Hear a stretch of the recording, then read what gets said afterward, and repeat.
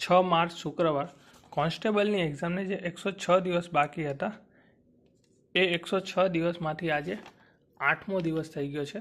તો સૌથી પહેલાં મેં આજે શું કર્યું, તો ભૂગોળ છે ને એમાં મારે ટોટલ 40 લેક્ચર પૂરા થઈ ગયા છે. તો મેં 20મા અને 22મા લેક્ચરનું રિવિઝન કર્યું.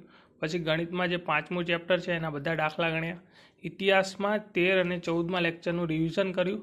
પછી 15મો લેક્ચર જોયો એની નોટ્સ બનાવી, 16મો લેક્ચર જોયો એની નોટ્સ બનાવી. જીકેમાં 7મા લેક્ચરનું રિવિઝન કર્યું. રિઝનિંગમાં 6થું ચેપ્ટર જે અધૂરું હતું એને પૂરું કર્યું.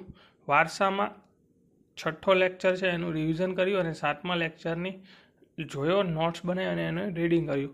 જીસીઆરટીમાં પહેલાં લેક્ચરનું રિવિઝન કર્યું અને આજે બીજો લેક્ચર જોયો અને એની નોટ્સ બનાવી અને એનું રીડિંગ કર્યું. તો આજે 8મો દિવસ કમ્પ્લીટ થઈ ગયો છે 106 દિવસમાંથી.